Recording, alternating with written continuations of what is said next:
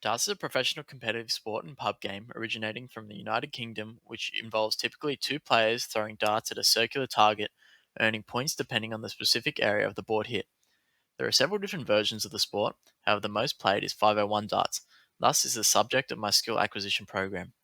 The objective of 501 darts requires the individual to reach zero after starting from a total of 501. Three darts are thrown by the players each round, and depending on their location on the board, their overall score is deducted from the total. On a typical board, numbers are allocated in segments labeled 1 through to 20, each containing an outer ring worth double and an inner ring worth triple, as well as the bullseye. In order to reach zero, the player must finish by throwing a double score. By nature, darts is a far aiming task, meaning it requires optimal coupling between perception and action to successfully complete task goals. Additionally, as the human body is a complex system made up of large amounts of degrees of freedom, it must be controlled to produce the desired coordinated movement of accurate dart placement. To effectively develop dart skills from beginner to proficient, a constraints led approach derived from Newell's theory of constraints must be put in place. The interaction between organismic, task, and environmental constraints is important in determining an individual's emergent movement behaviors. Through the manipulation of these constraints, an individual will self organize into different states of coordination and functional movement patterns to achieve the specific task goals.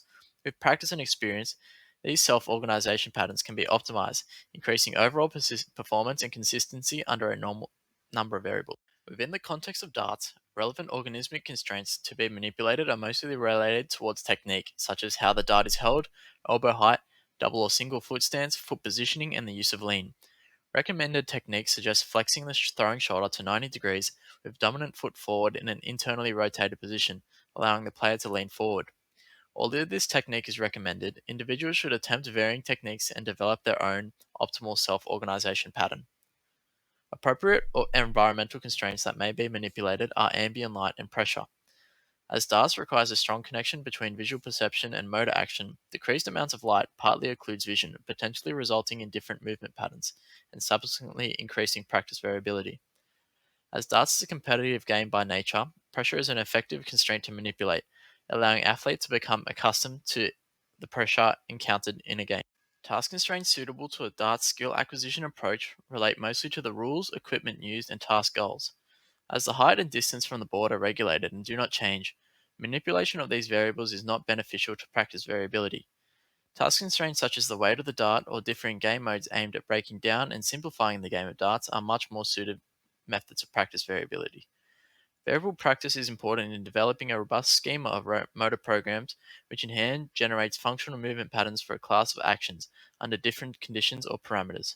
Additional theories or concepts related to skill acquisition that are of particular importance to becoming proficient at darts are degrees of freedom, degeneracy, and information movement coupling. The degrees of freedom problem arises as a result of the many joints that we have as a complex system and have to control. By overcoming the degrees of freedom problem in a variety of contexts, the learner develops a more stable repertoire of movement attractors under several different constraints. Degeneracy further relates to this concept as it is the ability of complex systems to achieve outcomes in varying contexts. By developing degeneracy over the course of the program, my overall skills in all contexts of darts will be improved, leading to greater performance outcomes overall. Information movement coupling relates to the cyclical nature between perception and action. Actions with good performance outcomes are recognized as successful and replicated in the future, developing effective coordination patterns and attractor states. According to Bryan and Harder, 1897, the most common method of determining skill acquisition is to examine performance changes over time. As such, during every session, every shot value relevant to the constraints applied were recorded into an Excel spreadsheet. Over, Overall, 27 sessions were recorded throughout the constraints-led approach to data skill acquisition. These sessions each manipulated a variety of different constraints, leading to much greater practice variability and developing a robust array of functional movement patterns. Initially, in sessions 1 to 3, the constraints manipulated were mainly related to organismic, in the form of developing suitable technique or coordination patterns, and task in the form of breaking down the skill into a simple task goal of scoring the highest score in possible 3 throws. To measure performance outcomes throughout a session, all 50 rounds of shots were recorded and later condensed into an overall average score or highest score. This same task constraint and goal was used in 3 additional sessions within the program, with the average and highest score of each session being tabulated and graphed to observe performance changes over time. Furthermore, the game of 501 darts, especially towards the latter ends of the leg, requires an incredible amount of accuracy. As per the rules of 501 darts, scoring too high of a score results in a bust, meaning the athlete has to retake their shot, potentially allowing their competition to catch up or win the game. To facilitate the learning process of accuracy and practice variability, this par task practice relates directly to breaking down the skill and only aiming for a specific segment on the board. To further increase variability of this session, a random number generator from 1 to 20 was incorporated. Performance was measured each session by calculating the overall percent accuracy and total times all three darts landed in the selected number. 8 total accuracy sessions were carried out, and the results were tabulated and graphed to observe performance outcome changes over the course of skill acquisition. Following the incorporation of basic high score and accuracy training in my program, these elements were combined to form 501 training. In essence, 501 training sessions, although very similar to the main objective and rules of competitive darts, still incorporated notions of part time practice, manipulating task constraints such as removing the need to score double to win. Scoring double on specific segments of the board requires an incredible amount of accuracy that as a novice I simply did not possess. As such, early in the program, the double score to win constraint was removed from the task goal. To measure performance outcomes within 501 training sessions, 3 individual legs were performed each session, recording each score achieved. Following the session, the total number of shots required to reach zero and the total number of busts were averaged. This session was performed 5 times over the course of the program, and each of their averages were tabulated and displayed in line graphs. Approximately halfway through the program, the double score constraint was added. Within a doubles accuracy session, I threw 50 rounds of darts, totaling to 150 darts overall, aimed at hitting the double score anywhere on the board.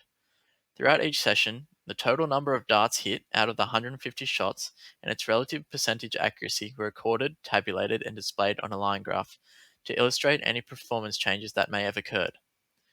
This session type was performed 3 times, then further manipulated and progressed by adding a random number generator to determine which double score to aim for. Through this method of practice organization, the amount of part time practice and practice variability was greatly increased, allowing me to obtain movement degeneracy under several different contexts. Finally, in my last few sessions, all the aspects of the training program were combined in order to observe my overall performance as a darts player, as well as a measure of my ability to overcome an information processing burden. Through the effective manipulation of constraints via the constraints-led approach, using part-time practice and a plethora of practice variability, the required aspects of darts performance were optimized. Additionally, throughout the program, different weighted darts were used, as they often required different coordination patterns, such as a higher elbow or different grip, to achieve accurate darts placement. The environmental constraints of ambient light and pressure were also manipulated by performing sessions at varying times of the day to alter ambient light and by versing other people to add pressure. While versing opponents or communicating with experienced darts players, instructions, feedback, and demonstrations were given, allowing me to further understand successful movement patterns and apply them to my own self organization. Through the use of Excel tabulation and graphing each session, a comprehensive database of average results at darts performance outcomes was obtained. As observed in Figure 1, over the course of the 6 high score sessions and 21 overall sessions, the average score in 50 rounds improved from 30.62 to 46.5, and the highest score increased from 72 to 160. These results undoubtedly indicate increased darts performance outcomes and serves as a good indication of pre and post program test scores. Moreover, percentage accuracy increased by approximately 10% over the course of the first 18 sessions as seen in Figure 2, with the amount of times all 3 out of 3 darts land in the specified segment also increasing. Figure 3 represents data collected from basic 501 training sessions. The results as illustrated on the graph display improved performance outcomes as both the average number of shots and busts decreased each session. Figures 4 and 5 illustrate increased performance in both doubles accuracy and random doubles accuracy part tasks as represented by their percentage accuracy. Although the data reflects that under 20% in doubles accuracy and under 15% in random doubles accuracy of all shots thrown land successfully in their specified area, it gives valuable insight to how the constraints applied can affect performance, as well as how practice time generally increases performance. Finally, Figure 6 represents overall 501 darts performance with no additional task constraints applied. As observed in the graph, there is a generally positive increase in performance outcomes, only dropping slightly from session to session when the pressure environmental constraint was added. Using Visio evidence, results were further analyzed, giving insight into which organismic constraints and techniques were most appropriate for improved dart Good. performance. By observing techniques used in the first session, such as double stance, poor elbow positioning, and poor grip, then comparing them to the final session's coordination pattern, in which the dominant foot was forward, internally rotated, and the elbow is higher, shows self organization and development of a stable attractor state. Through this video evaluation and the data collected, it can be assumed that some performance improvements can be attributed to greater technique. Overall, the data collected provides a comprehensive visualization reflecting an increased performance and skill acquisition due to practice time and the manipulation of constraints. According to Snoody's power of law, on average, the relationship between practice time and performance is negatively accelerated. This theory is effectively represented within the results section, as all part tasks and constraints applied were all generally positively inclined. Furthermore, these concepts are reflected as the greatest statistical improvements were observed at the beginning of the program, which later began to plateau as practice time increased. These rapid early improvements can be attributed towards a large amount of information processing taking place during the technique association sessions.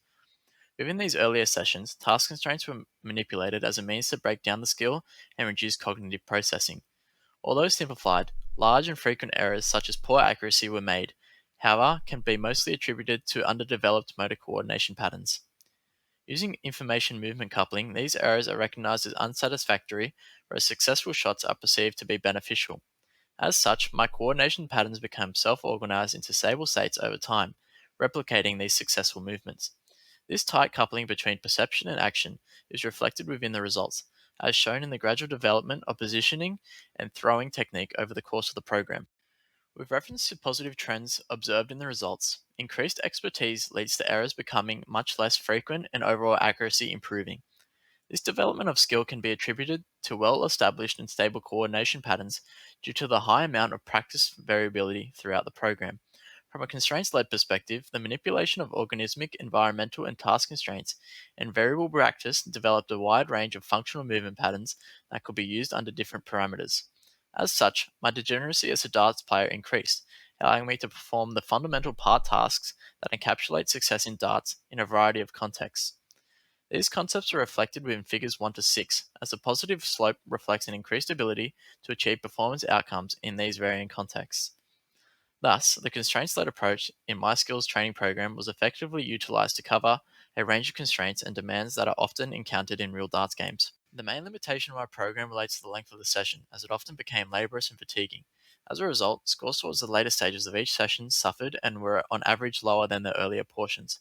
However, as typical darts games or competitions can last for extended periods of time, 45-minute sessions may be positive for increasing muscular endurance and lowering fatigue related performance decrements. As per the results of the program, it can be assumed that a constraints led approach is an effective method of skill acquisition. Manipulation of constraints, as well as the use of practice variability and part task practice, breaks down the skill into its fundamental elements and develops coordination patterns specific to that context. By incorporating a variety of elements in the program, degeneracy and optimal movement attractors are developed, leading to overall increased darts performance as observed by the results. In light of existing evidence surrounding the constraints led approach, its usefulness in terms of practical applications are numerous.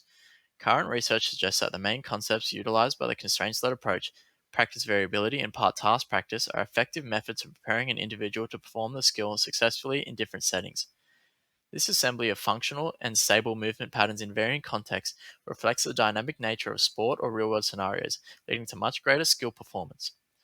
Further methods used to improve skill acquisition relate to instructions, feedback, and demonstrations of techniques.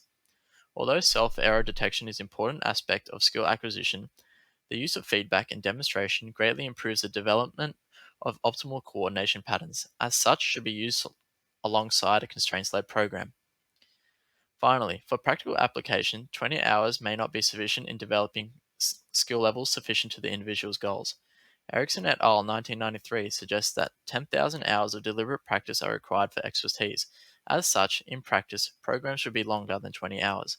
Overall, a constraints led approach is an effective method of skill acquisition and has various practical applications.